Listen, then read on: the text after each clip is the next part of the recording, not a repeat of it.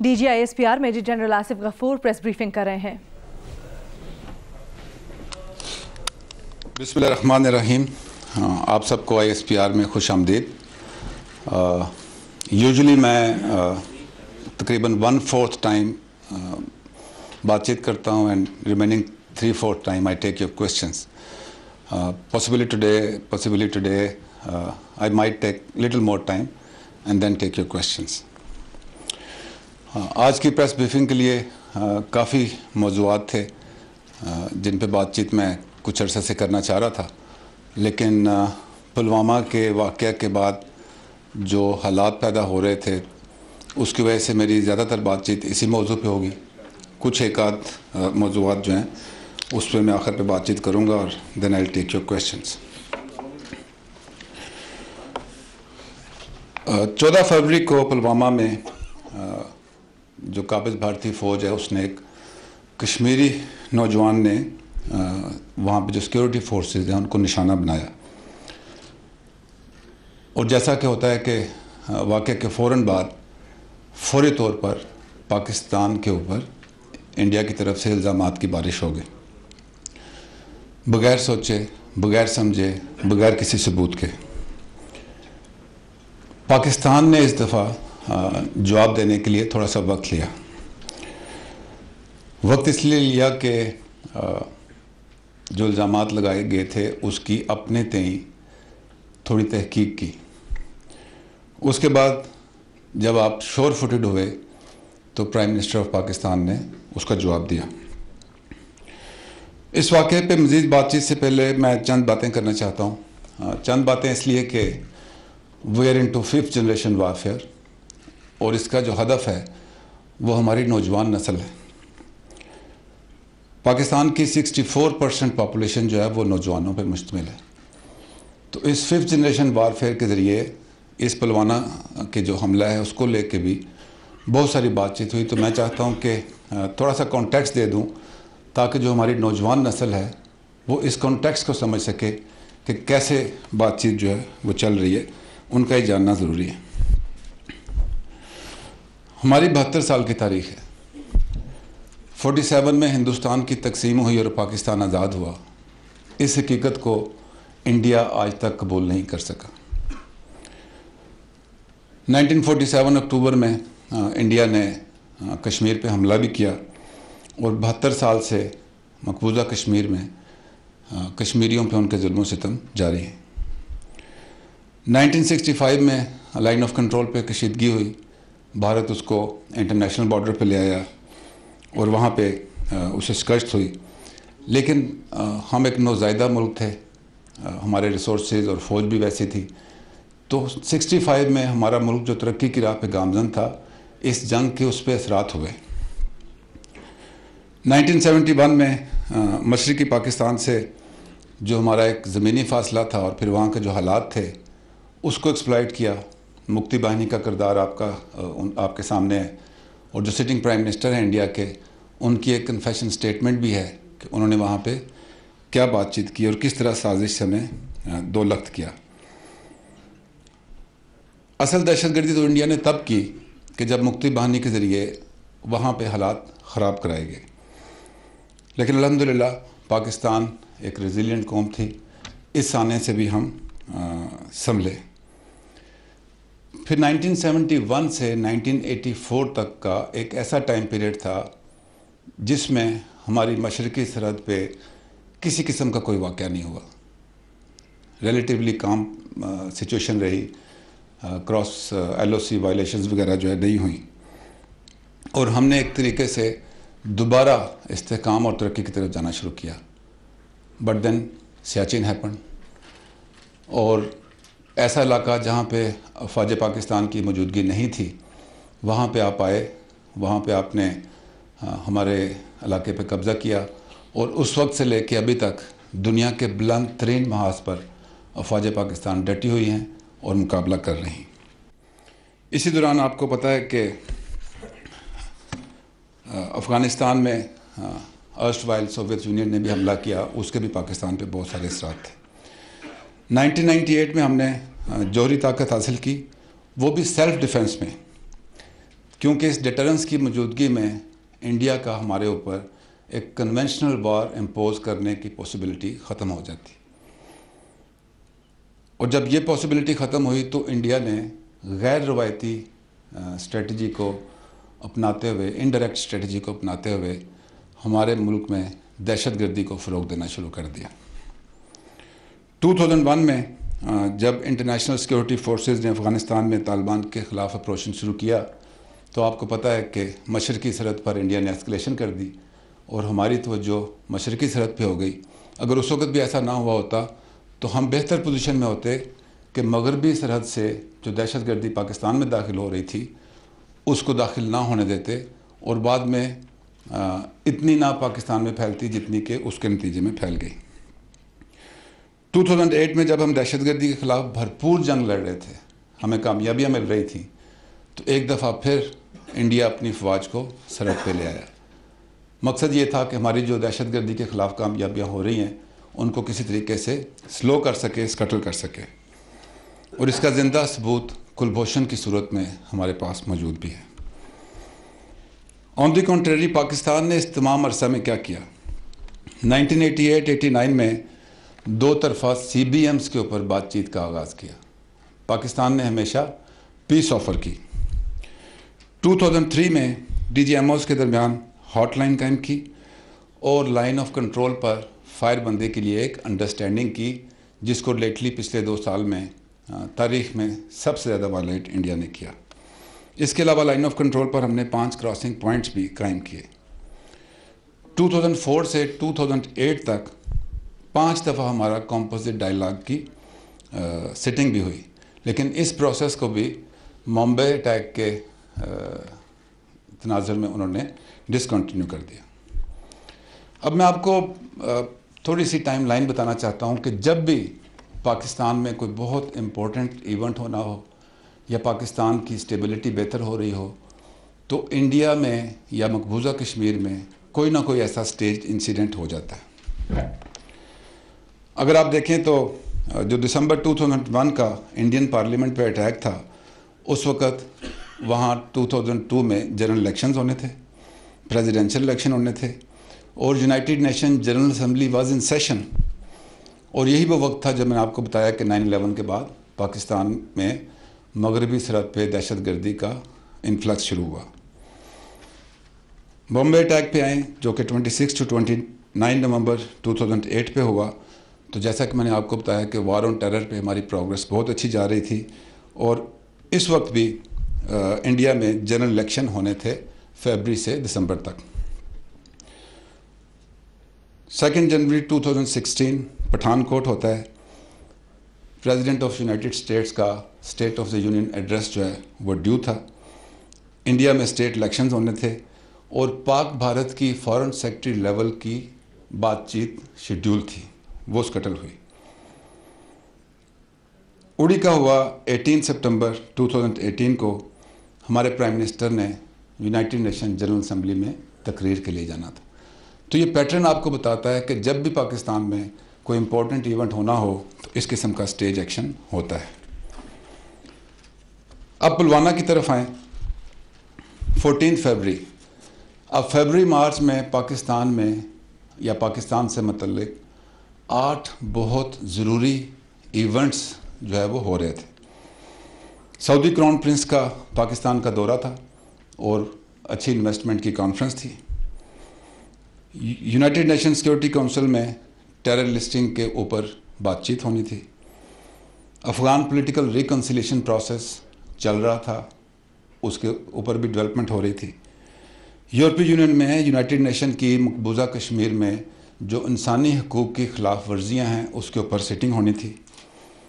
आलमी अदालत इंसाफ में कुलभूषण यादव के मुकदमे की बहुत डिसाइसिव हियरिंग होनी थी। FATF की रिपोर्ट के ऊपर डिस्कशन होनी थी और पाकिस्तान के लिए फ़ैसला होना था। करतारपुर बॉर्डर की जो डेवलपमेंट है उसके ऊपर एक दोनों ममालिक के दरमियान मीटिंग थी और पाकिस्तान सुपर लीग के मैचेस जो कि इस वक्त चल रहे हैं वो भी पाकिस्तान में आने थे। तो ये वो 8 इवेंट्स थे जो पाकिस्तान में हो रहे थे या पाकिस्तान से लिंक्ड थे। मत भूलिए कि इन 8 इवेंट्स के अलावा इंडिया में आजकल एक इलेक्शन का माहौल चल रहा है और मकबूजा कश्मीर में जो उनकी इंडिजिनस स्ट्रगल है वो इस वक्त पीक पर है और भारत के काबू से बाहर है।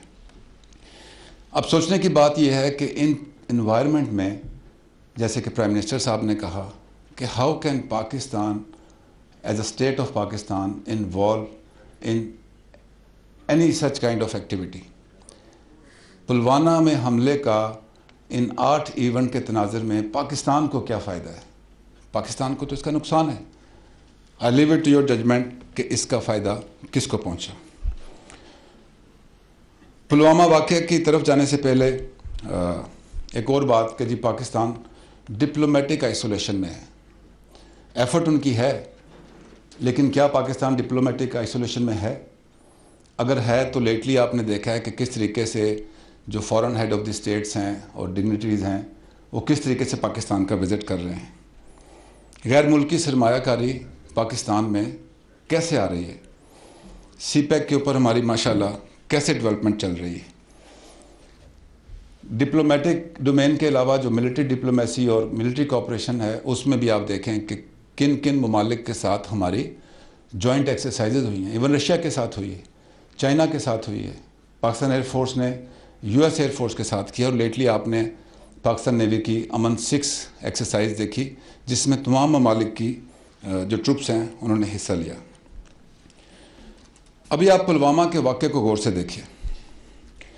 लाइन ऑफ कंट्रोल ऑनवर्ड जो भारतीय फ़ौज हैं, सिक्योरिटी फोर्सेस हैं, उनका एक लेयर डिफेंस है, one after another another another. ये कैसे हो सकता है कि पाकिस्तान की तरफ से कोई भी शख्स LOC को क्रॉस करे और ऐसा इलाका जिसमें सिक्योरिटी फोर्सेस की तादाद वहाँ की पॉपुलेशन से भी ज़्यादा है और 70 साल से वहाँ बैठे हैं और वहाँ से दरअंदाजी हो जाए, तो फिर तो आपको अपनी सिक्योरिटी फोर्सेस को पूछना चाहिए कि इतने सालों से बैठे हैं, इतना आपका डिफेंस का ख़र्चा हो रहा है, कैसे ये इन्फिल्ट्रेशन हो सकती है। मीलों दूर ये वाक़या हुआ है लाइन ऑफ कंट्रोल से। जो एक्सप्लोसिव इस्तेमाल हुआ है वो वहाँ की सिक्योरिटी फोर्सेस और इंतज़ामिया के ज़ेर इस्तेमाल था, वो पाकिस्तान से नहीं गया। जिस गाड़ी को इस्तेमाल किया गया है वो मुकामी गाड़ी थी, वो गाड़ी पाकिस्तान से नहीं गई। और जो हमला जिस कश्मीरी नौजवान ने किया है वो मकबूजा कश्मीरी का मुकामी नौजवान लड़का है। उसकी तारीख भी देख लें कि 2017 में कैसे वो अंडर अरेस्ट रहा, सिक्योरिटी फोर्सेस ने उसको कैसे माल ट्रीट किया। उसके पेरेंट्स का वीडियो पैगाम भी है, वो भी देखिए कि किस तरीके से उसको उस नहज पे लाया गया कि वो ये वायलेंट रिस्पॉन्स दे। आप भी सोशल मीडिया देखते हैं, बहुत सारे हिंदुस्तान में मौजूद लोगों ने इस किस्म के हमले को आज से बहुत महीनों पहले प्रेडिक्ट किया कि इलेक्शन सीज़न है, जो कैंपेन चल रही है, ये मुमकिनात उन्होंने उनके मीडिया में, सोशल मीडिया में आई कि कहाँ कहाँ वाक़यात हो सकते हैं। आप ये भी देखिए कि उस हमले में जो सिक्योरिटी फोर्सेस जिनकी डेथ हुई है उनकी क्लास कंपोजिशन क्या है। जो वीडियो रिलीज़ की गई है आदिल की, अगर आप उसका टेक्निकल एनालिसिस करें एक्सपर्ट से कि किस क्वालिटी की है, कितने डिस्टेंस से ली गई है, कैसे डबिंग की गई है, उसमें जो वेपन्स दिखाए गए हैं वो कौन से हैं, तो उसका एनालिसिस भी आपको बहुत सारे इंडिकेटर देगा। मकबूजा कश्मीर में क्या हालात हैं। पुलवामा में जब उसका जनाजा हुआ तो हज़ारों लोग ने वहाँ उसमें शिरकत की। ये भी एक इंडिकेशन है कि वहाँ पे हालात क्या हैं। अब आइए पाकिस्तान की तरफ से रद्द-ए-अमल। पाकिस्तान बदल रहा है, एक नई माइंड सेट आ रही है। हमने बहुत मुश्किलों से गुजर कर आज यहाँ पहुँचे हैं। हमारी अफवाज ने, हमारी अवाम ने खून के समुंदर से गुजर कर इस मुल्क को जला बख्शी। अब हमें सब्र है, अब हमें तहम्मुल है और दुनिया के वाहिद मुल्क हैं और वाहिद अफवाज पाकिस्तान हैं जिन्होंने इन ख़तरात का मुकाबला किया, इस दहशतगर्दी को अपने ऊपर हावी नहीं होने दिया। हमने अफ़गानिस्तान में मौजूद जो बैनुल अक़वामी फ़ोर्सेस थी उनको अलकायदा के ख़िलाफ़ कामयाबी हासिल करने में जो मदद थी अपने मुल्क में रहते हुए वो दी। ख़ित्ते में अमन की कोशिश कर रहे हैं, अमन और इस्तेहकाम की तरफ बढ़ रहे हैं, माशी तरक्की की तरफ बढ़ रहे हैं। आने वाली नस्लों को बेहतर मुस्तकबिल देने की सोच पाकिस्तान में आई है।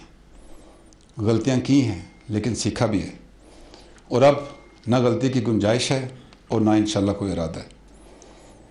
पाकिस्तान ने इस वाक़े के बाद पहले सोचा, तहकीक की और फिर जवाब दिया, और जवाब भी एक ज़िम्मेदार रियासत के तौर पर दिया। हमारे प्राइम मिनिस्टर ने इंडिया को वो ऑफ़र्स दी हैं जो शायद पहले कभी नहीं दी गई। उन्होंने कहा कि जिस किस्म की चाहें तहकीकात करवा लें, लेकिन सबूत दें। अगर सबूत मिला तो आपके प्रेशर में नहीं, हम अपने इंटरेस्ट में उस फ़र्द के ख़िलाफ़ एक्शन लेंगे जो कि पाकिस्तान से दुश्मनी कर रहा है। इससे पहले ऐसा नहीं हुआ। फिर जब भी हम डायलॉग की बात करते थे तो भारत हमेशा कहता था कि पहले टेररिज्म पे बात होगी। तो हमारी हुकूमत ने, प्राइम मिनिस्टर ने उन्हें यह भी कह दिया कि ठीक है, आ जाएं, टेररिज्म पे भी बात करें, लेकिन टेररिज्म ख़ित्ते का मसला है और सबसे ज़्यादा पाकिस्तान ने उसमें सफ़र किया है। हम कैसे चाहेंगे कि ख़ित्ते में टेररिज्म हो? तो प्राइम मिनिस्टर ने ये ऑफ़र भी उनको दी कि आएँ, दहशतगर्दी पे बात करते हैं। कल नेशनल सिक्योरिटी कमेटी की कॉन्फ्रेंस हुई जिसमें नेशनल एक्शन प्लान के ऊपर मज़ीद तेज़ी से अमल करने का फ़ैसला हुआ। अब आपको पता है कि नेशनल एक्शन प्लान के 20 नुकात थे, कुछ उसमें से एक्सक्लूसिव मिलिट्री डोमेन में थे और कुछ बाकी इदारों के थे। अब पाकिस्तान की 20 नुकात पे साइमल्टेनियस प्रोग्रेस कैपेसिटी की वजह से उस रफ्तार से नहीं हो सकती थी या हुई जैसे कि होनी चाहिए थी। इसलिए नेशनल एक्शन प्लान के जो नुकात थे उसको सीक्वेंस भी किया गया। अब जबकि हमने दहशतगर्दी को डायरेक्टली टैकल कर लिया, तो कल आपने देखा होगा कि मिनिस्ट्री ऑफ इंटीरियर ने जो उसका एक पॉइंट था उसके ऊपर अमल करने के लिए जो प्राइम मिनिस्टर की डायरेक्शन थी उस पर अमल तेज़ किया है। मैं अभी सुन रहा था आने से पहले कि भारत में ये बातचीत हो रही है कि पाकिस्तान जंगी तैयारियां कर रहा है। हम जंगी तैयारियां नहीं कर रहे। जंग की धमकियां आपकी तरफ से आ रही हैं, बदले की धमकियां आपकी तरफ से आ रही हैं। हम एक सॉवरन स्टेट हैं। हम आपकी धमकियों या आपके बदले लेने की जो तैयारियां हैं उसके रिस्पॉन्स देने का हमें हक़ है, जैसे कि प्राइम मिनिस्टर ने कहा है। हम इनिशिएट करने की तैयारी नहीं कर रहे, लेकिन अपना दफा और अपना रिस्पॉन्स हमारा हक़ है और उस हक़ को इस्तेमाल कर रहे हैं। जिस तरीके से पुलवामा इंसिडेंट के ऊपर पाकिस्तान, रियासत पाकिस्तान की तरफ से एक डिफरेंट रिस्पॉन्स गया, इसी तरीके से मैं ये भी बताना चाहता हूँ कि मिलिट्री रिस्पॉन्स भी डिफरेंट होगा। हम गुजरे हुए कल की फ़ौज नहीं हैं। हमारे तीनों सिपह सलारों से लेकर और सिपाही तक हम सब ने अपने कदमों पर खड़े होकर अपने हाथों से जंग लड़ी है। हमने अपने मुल्क का दहशतगर्दी के ख़िलाफ़ दिफा किया है। हम बैटल हार्डन हैं। अनदेखे दुश्मन के ख़िलाफ़ जंग बहुत मुश्किल थी, लेकिन इंडिया एक नॉन थ्रेट है। हमने 70 साल आप ही को पढ़ा, आप ही को देखा, आप ही के लिए कैपेबिलिटी तैयार की और रिस्पॉन्स भी आपके लिए। We do not wish to go into war, but please be rest assured, should you initiate any aggression, first, you shall never be able to surprise us. Pakistan Armed Forces shall never be surprised by you. But let me assure you, we shall surprise you. We shall also, because you initiate, we shall also dominate the escalation ladder. We shall have superior force ratio at decisive point. Never think that due to our commitments elsewhere, we'll have any capacity lack. We have singleness of conception, from the Prime Minister down to a citizen, from 3 chiefs down to a soldier, all political parties, all segments of life, 207 million Pakistanis, we have singleness of conception. We have the will and the determination. We have the ways and means to reach our desired end state. We can respond to full spectrum threat. And I hope you get this. And don't mess with Pakistan. अब आगे का रास्ता क्या है? वो जो आपने इख्तियार किया है कि हमला हुआ, सबूत मिले नहीं, इल्ज़ामात लगा दिए, बदला लेने की बातचीत शुरू कर दी, MNF का स्टेटस वापस कर दें, हमारे शूटर्स ने उधर एक ओलंपिक्स के मुकाबलों के लिए जाना था, वीज़ा ना दें, टमाटर बंद कर दें, वॉर मॉन्गरिंग करें। And let me talk about media also. दो किस्म की मीडिया होती है, एक वार जर्नलिज्म के लिए और एक पीस जर्नलिज्म के लिए। सारा मीडिया इंडिया का वार जर्नलिज्म कर रहा है। And let me appreciate Pakistani media. जैसे मैंने सिंगलनेस ऑफ कंसेप्शन की बात की, media is part of that. बहुत रिस्पॉन्सिबल रिपोर्टिंग, पीस जर्नलिज्म को लेकर आगे बढ़ रहे हैं आप। इंडिया के मीडिया और पाकिस्तान के मीडिया में यही फ़र्क है। तो आप उस रास्ते पे चलना चाहते हैं जो आप उधर बता रहे हैं, या वो रास्ता जो पाकिस्तान आपको ऑफ़र कर रहा है? पाकिस्तान क्या कह रहा है? आइए इस मामले की तहकीकात करते हैं, आइए बातचीत करते हैं, आइए खित्ते को दहशतगर्दी से पाक करते हैं। खित्ते के अमन को जो सबसे बड़ा ख़तरा है वो कश्मीर का इशू है। आइए उस पर बातचीत करते हैं, उसको रिजॉल्व करते हैं।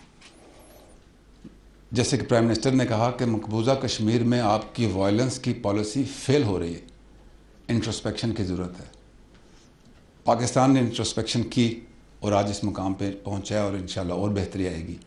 आपको भी इंट्रोस्पेक्शन की ज़रूरत है कि क्यों कश्मीरी आपके मज़ालिम से तंग होकर आपकी वायलेंस को, इस किस्म की वायलेंस से रिस्पॉन्ड कर रहे हैं। आप दुनिया की सबसे बड़ी जमहूरियत है। दो जमहूरी मुल्कों में जंग नहीं होती। Democracies they never fight war. अगर आप दुनिया की सबसे बड़ी जमहूरी कुव्वत हैं तो उसके नाम्स को भी ज़हन में रखें। आप सेकुलर मुल्क हैं, तो फिर ऐसे हालात क्यों पैदा हों कि जो मिनॉरिटीज़ हैं उनको हर्ट किया जाए। पुलवामा वाक़या के बाद मकबूजा कश्मीर में क्या हुआ, जो इंडिया में मुसलमान हैं और जो कश्मीरी हैं उनके साथ क्या हुआ। This is not being secular. आप अमन चाहते हैं, तरक्की चाहते हैं, तो कुलभूषणों को हमारे मुल्क में मत भेजें। खित्ते के अमन को तबाह नहीं करें, तरक्की के मौके को मत गंवाएं। इंडिया से कुछ दोस्त आए हुए थे फ्यू मंथ्स बैक, मेरी उनसे बातचीत हुई। मैंने उनको चीफ़ का पैगाम दिया कि पाकिस्तान आर्मी चीफ़ कहते हैं कि countries do not and can not develop alone individually, regions develop. अगर हमारी ये सोच है कि रीजन ने मिल के डेवलप होना है, तो हम जंग का रास्ता इख्तियार नहीं करना चाहते। हम वी एक्सपेक्ट कि आप हुकूमत पाकिस्तान की अमन की पेशकश पर ज़िम्मेदारी से गौर करेंगे और ख़ित्ते की अमन और तरक्की की राह में रुकावट नहीं बनेंगे। हम 21वीं सदी में हैं, हमारे ख़ित्ते में बहुत सारे चैलेंजेस हैं और सबसे बड़ा चैलेंज ह्यूमन सिक्योरिटी इंडेक्स का है। ना सिर्फ पाकिस्तान, भारत, बल्कि जो बाकी ममालिक हैं उनके लोगों को बेहतर तालीम, बेहतर रोज़गार, बेहतर सेहत हक हासिल है। They have a right to live and live in peace and live in environment which are based on peace and stability and coexistence, ना कि जंग की जिसकी आप बातचीत कर रहे हैं और हालात पैदा कर रहे हैं। आप आने वाली नस्लों से अपनी बेवकूफ़ी के ज़रिए ये हक ना छीनें। आप पाकिस्तान से दुश्मनी कर लें, पाकिस्तानियत से दुश्मनी कर लें, इंसानियत से दुश्मनी ना करें। Your attitude is not in line with the humanity even.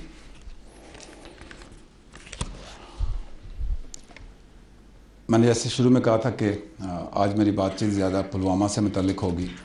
आज 22 फरवरी है। 22 फरवरी 2017 को पाकिस्तान में ऑपरेशन रद्दुल फसाद का आगाज़ हुआ था। आज 2 साल हो गए। मैं इस मौजू पे आपसे बातचीत करना चाहता था, लेकिन कम वक्त की वजह से मैं सिर्फ इतना कहूँगा कि ये बाकी तमाम ऑपरेशन से मुश्किल था। पहले जो काइनेटिक ऑपरेशन थे वो तकरीबन इंटेलिजेंस होती थी और लार्ज स्केल में टेररिस्ट थे, काइनेटिक ऑपरेशन थे। इस ऑपरेशन को मुल्क भर में अनदेखे जो टेररिस्ट थे, फैसिलिटेटर्स थे, अबेटर्स थे, मैं आपसे अगली प्रेस कॉन्फ्रेंस में डाटा शेयर करूंगा कि इन IBOs के ज़रिए कितना एमुनेशन एक्सप्लोसिव रिकवर हुआ है, कितने फैसिलिटेटर अबेटर्स जो हैं वो हमने ट्रेस डाउन किए हैं, हंट किए हैं। और उसका जो सबसे बड़ा हॉलमार्क था पाकिस्तान की सरहदों को महफूज करने का, अल्हम्दुलिल्लाह पाकिस्तान अफ़गानिस्तान बॉर्डर पे जो फेंस चल रही है उसके अच्छे नताइज आना शुरू हो गए हैं। क्रॉस बॉर्डर फिज़िकल अटैक्स में कमी हुई है, फायर रेट चल रहे हैं जो कि वक्त के साथ साथ जब हमारी सेकेंड आर्म फोर्सेस वहाँ पहुँचेंगी, जो न्यू रेजिंग हो रही है, तो उनमें भी बेहतरी आएगी। और बहुत सारे ऐसे इंसिडेंट्स हैं जो कि हमारी मिलिट्री इंटेलिजेंस ने, ISI ने, IB ने, CTD ने अपनी इंटेलिजेंस एफर्ट के ज़रिए अवर्ट किए हैं। क्योंकि वाक़या हो ना आपको पता नहीं चलता, तो बहुत सारे ऐसे वाक़यात हैं जो कि हमने होने से रोके हैं। और इंशाल्लाह हम इंड्योरिंग पीस की तरफ जो बढ़ रहे हैं वो कामयाबी हमारी जारी रहेगी। लास्टली एक इंक्वायरी जनरल असद दुरानी के बारे में आपको पता है कि हो रही थी। एसेंशली वो इंक्वायरी जो ऑर्डर हुई थी वो violation of military code of conduct के ऊपर थी। तो इंक्वायरी ने यह कंक्लूड किया कि general Asad Durrani has been found guilty of violating the military code of conduct. He was a senior officer, responsible appointments पे रहे। तो जिस तरीके से उस किताब को लिखा गया, उसके दौरान इंटरेक्शन किया गया, उसके लिए जो प्रोसीजर था वो फॉलो नहीं किया गया।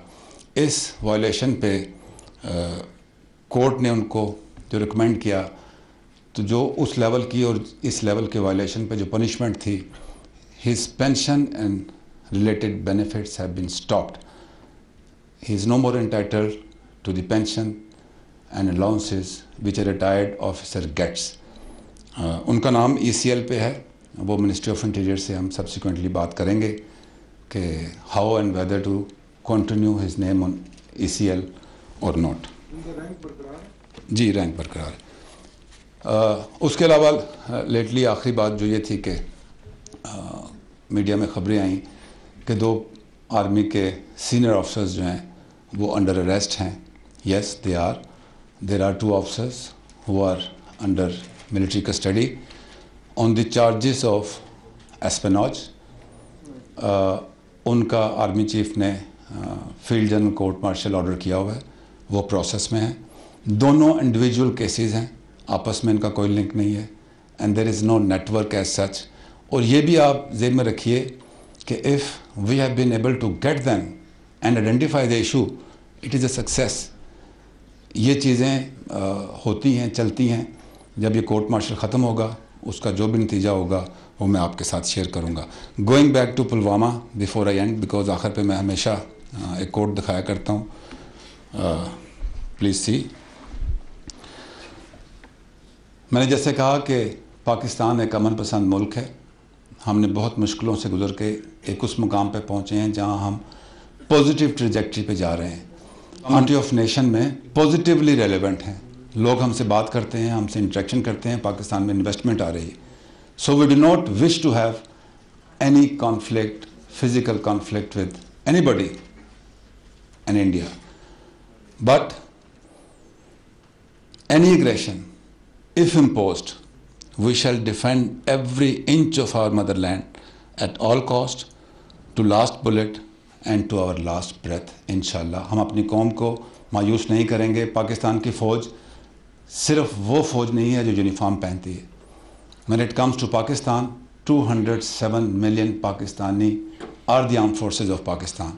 कोई political party नहीं, कोई segment of life नहीं। We are only one entity and that is Pakistan। Thank you very much. Prime minister जो है वो नेशनल कमांड अथॉरिटी के को भी हेड करते हैं। तो कल जो उन्होंने अलाउ किया है कि जी जो चेन ऑफ कमांड को उन्होंने कहा है कि जी आप उस सिलसिले में अगर इंडिया की तरफ से कोई एग्रेशन होती है तो आप ऑल आउट उसको रिस्पॉन्स करें। तो मैं ये पूछना चाहूँगा, ये जो न्यूक्लियर टेक्नोलॉजी के हवाले से भी है, जैसे कि आपने अपने प्रेस कॉन्फ्रेंस में कहा कि फुल स्पेक्ट्रम जो है हम उसका रिस्पॉन्स करेंगे, तो उसमें भी चेन ऑफ कमांड जो है वो नीचे डाइवर्ट किया गया PM की जानिब से? ऐसा नहीं होता। First it is innocent to talk about your this capability. this is a weapon of deterrence and this is a political weapon. The responsible countries, responsible nations, they don't talk about this. This is insane. और ऐसा नहीं होता कि जैसे आपने इसको interpret किया है, प्राइम मिनिस्टर ने ऑथोराइज़ किया है for response to any physical aggression from eastern border, जिसकी आप बात कर रहे हैं. It is innocent to talk about this. ये बड़े मुश्किल फैसले होते हैं, लेकिन एक बात मैं बताऊं कि it is not about the weapon that you have, it is not about the war potential that you have, it is about the confidence that you have as a nation. So that confidence is in place, both in our capability and capacity. Thank you, sir. Sir, I just want to take you back to your presentation. In the event of a further military escalation with India, how will that affect Pakistan's commitment to the Afghan peace process, our deployments on the Afghan border, and the peace process which is going on right now? And has that been conveyed? The implications, have they been conveyed to the Americans as well? Yes. More than us, it is a question for the international community and India herself. Should they do this? What is the impact on the status of regional peace? If you want that terrorism from the region should finish, the Afghan peace process is critical for that to succeed. When it comes to that stage, that aggression is imposed on us, for us, the first priority is defense of our motherland. Rest, everything is secondary. Thank you very much.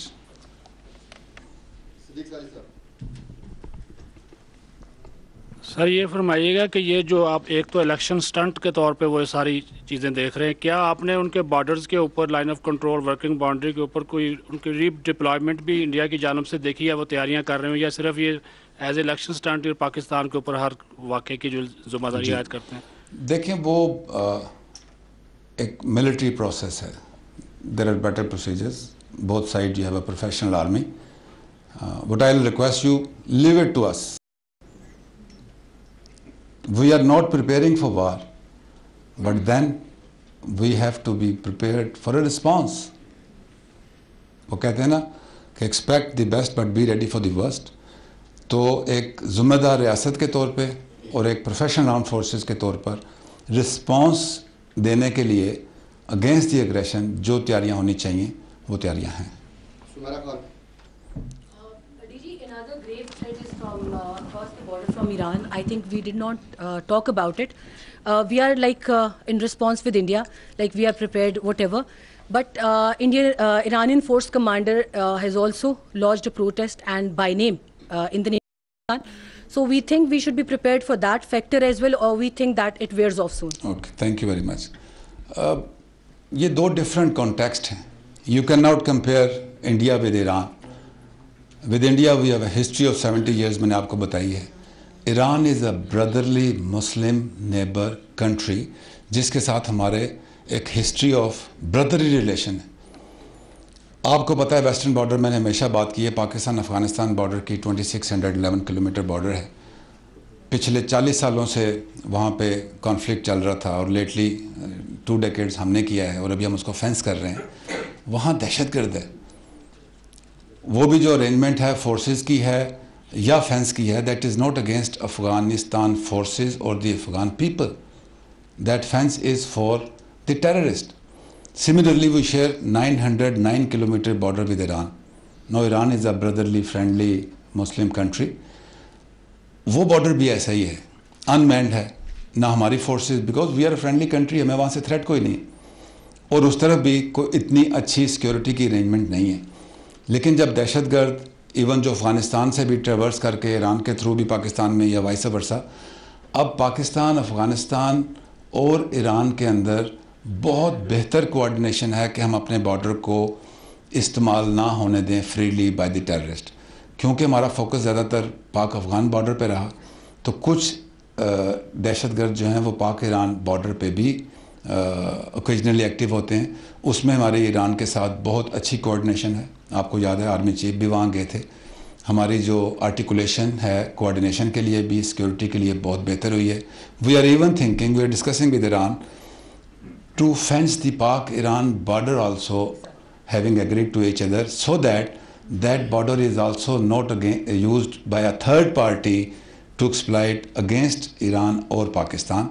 और Iran के साथ हमारा बड़ा अच्छा relation है और ये मज़ीद बेहतर भी होगा और उसमें उस तरफ ऐसी कोई बात नहीं है. Thank you very much. Sir, the whole recognizes the sacrifices of Pakistan Army, its brave officers and soldiers, and we know that, as you rightly pointed out, they are standing ready to face up to India and its jingoistic policy. But the fact is, it's a nation of 1 billion plus people that we are confronted with, and with an army that is more than 1 million, and a portion of our army is on the western border with Afghanistan. Isn't it time that you take that 64% of youth of Pakistan and start thinking about mobilizing that and perhaps teaming up with the civil government to launch civil defense drills and stuff? Because as you rightly pointed out, we may hope for the best, but we should be prepared for the worst. Your thoughts, please, sir. Okay. Thank you very much. जैसे मैंने पहले आपको बताया, it is not the quantity of force, capacity of force or capability of the force. It is the confidence of that nation and that decision-making body in its capability and capacity. Your armed forces are good enough for any threat which comes. Anybody coming to the nation of Pakistan will be over our dead bodies. We do not want our youth to get into this. हम बल्कि जो जैसे कि आपने रात को देखा है, हम तो पहले डीप वेपनाइज कर रहे हैं. हमने अपने यूथ को उस तरफ लेके जाना है जहाँ के 21वीं सदी की रिक्वायरमेंट्स के मुताबिक वो पॉजिटिवली कंट्रीब्यूट कर सकें. हमने उनको तालीम देनी है, सेहत देनी है, रोज़गार देना है, अवेयरनेस देनी है. This is our job. Leave it to us. जी.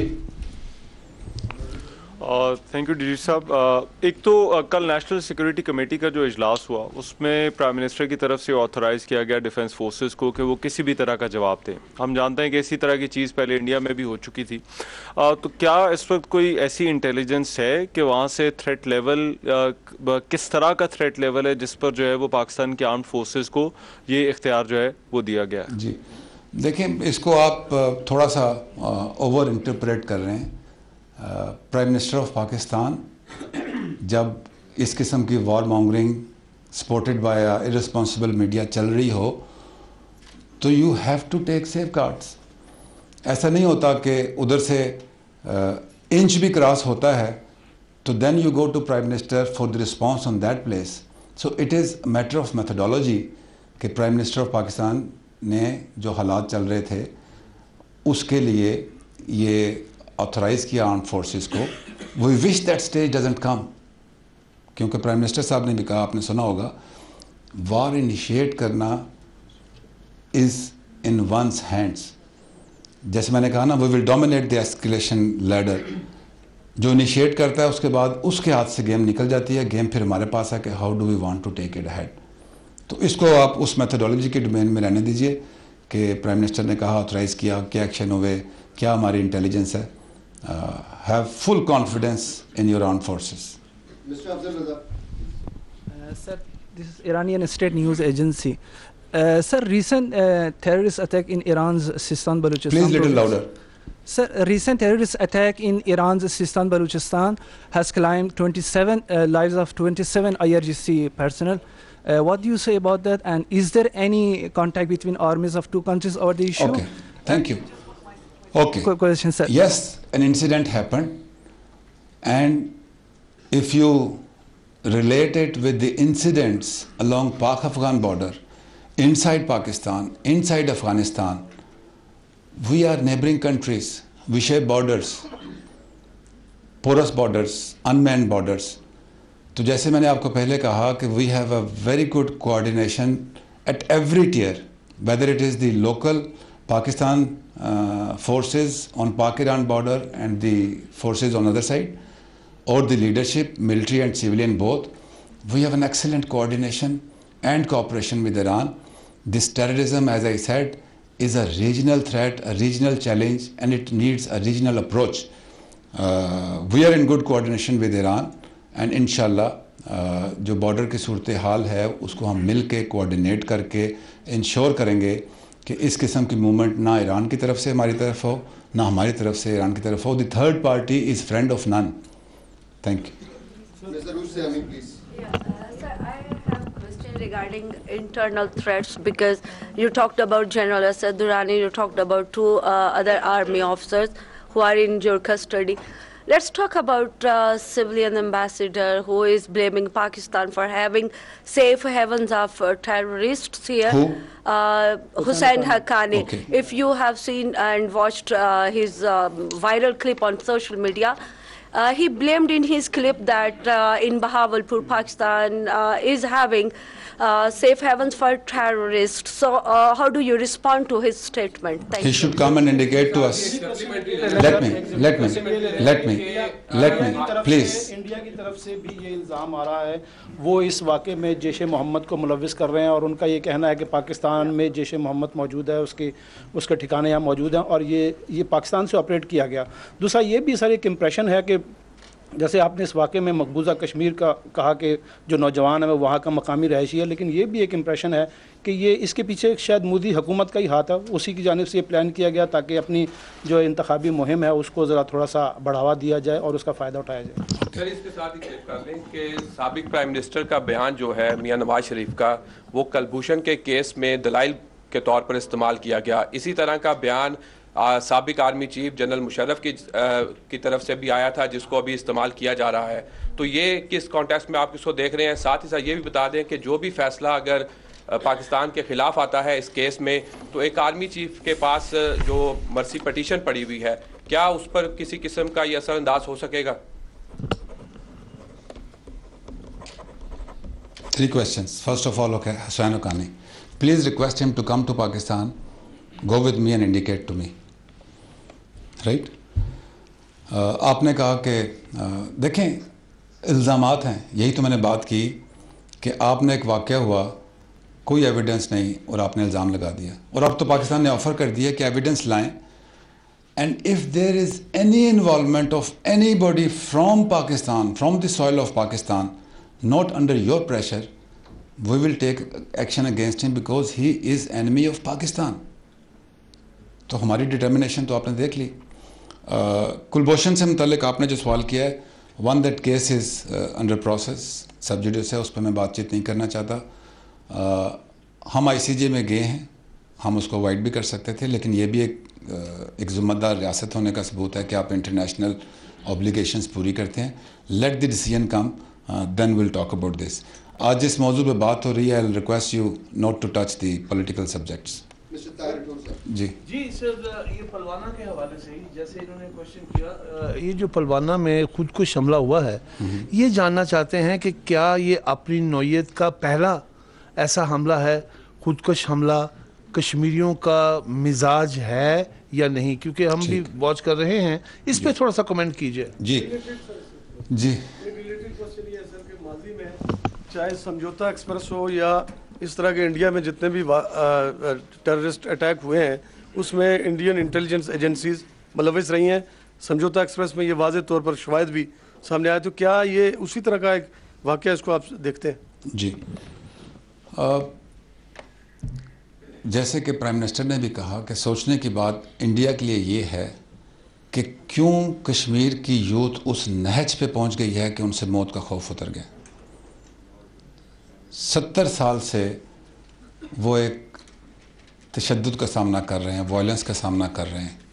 आपने, मैं देख रहा था टीवी के ऊपर भी, सोशल मीडिया पे भी, कि एक मदर का इंटरव्यू चल रहा था जिससे वो सिक्योरिटी फोर्सेस का बंदा जाए कह रहा था जी कि अपने बच्चों को समझाएं. जब किसी कौम से, उसकी नस्ल से, यूथ से मौत का खौफ उतर जाए तो फिर उसका कोई हल नहीं होता. That is why we have asked them कि आप करें इंट्रोस्पेक्शन कि क्या इस मसले का हल सिर्फ वायलेंस है. वायलेंस का जवाब फिर वायलेंस जैसे कि आपने देखा कि हुई. Yes, it is a different kind of methodology कि एक 200-250 किलोग्राम से ज़्यादा एक्सप्लोसिव एक दिन में इकट्ठा नहीं होता. गाड़ी तैयार की गई. जैसे मैं आपसे कह रहा था, उधर बात भी हो रही है कि it is an intelligence failure on their part. So many forces, so many intelligence agencies, and they need to review the approach inside Indian occupied Kashmir. I'll take the last 2 questions. Sir जो Indian threats हैं उस पर तो आपने कह दिया कि आप पर रिस्पांस छोड़ दिया जाए, यानी फ़ौज पर यकीनन इस पे इसके आगे कोई बात रहती नहीं है। बाकी सवाल भी सारे होगा। मैं MBS का जो विज़िट है उस पर जानना चाहूँगा कि पाकिस्तान का विज़िट किया, पाकिस्तान बहुत सारी तवक्कुआत पूरी हुई, उम्मीदें बंधी, फिर वो इंडिया भी गया। अब इस टेंशन में जो पाकिस्तान के ऐसे दोस्त हैं, अब वो दोनों तरफ उनके राब्ते भी हैं, क्या उन दोस्तों का किरदार नहीं होना चाहिए जब आगे ही बढ़ना है, दुनिया को लेके चलना है, तो उसमें क्या कहेंगे, कैसे देखें? ऐसा नहीं होता जियोपॉलिटिक्स में और कमिटी ऑफ नेशंस में कि आप बहुत हार्ड ब्लॉक्स बना लें। ये रिश्तेदारियाँ नहीं होती उस तरीके से, ब्लड रिलेशन नहीं होते।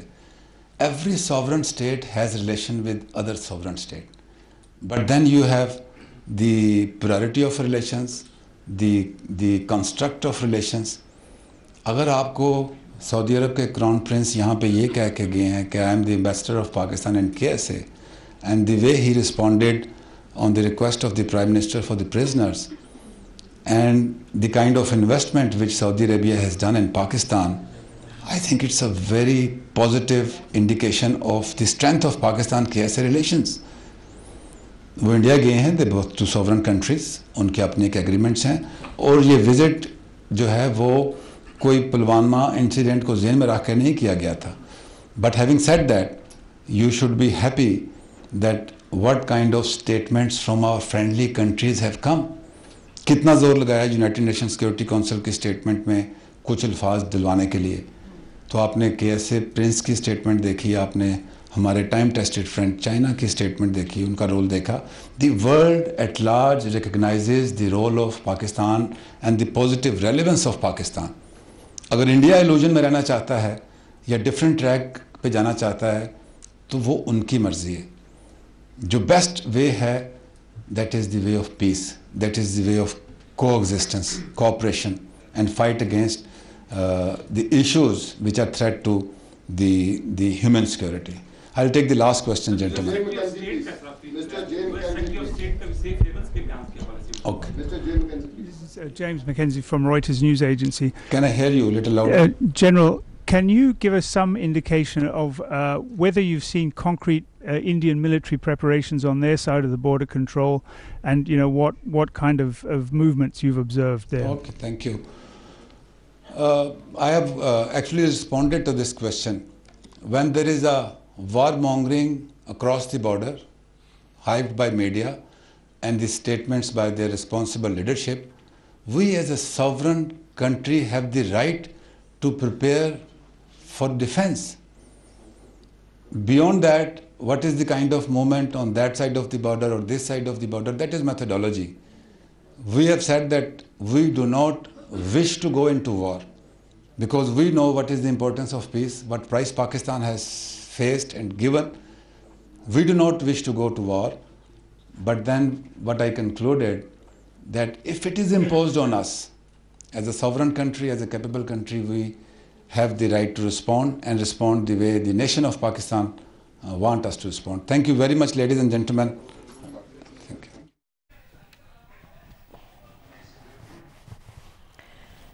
DGISPR major general Asif Ghafoor briefing दे रहे थे। उन्होंने कहा कि हम जंग का रास्ता इख्तियार नहीं करना चाहते, लेकिन अगर हम पर मुसल्लत की गई, हम आगाज़ नहीं कर रहे, लेकिन अगर हम पर मुसल्लत की गई तो अपने दिफा के हक को इस्तेमाल करेंगे। Hi, I'm Mohammad Junaid. Thanks for watching Geo News. For more videos and updates, don't forget to click the subscribe button. Keep watching Geo News.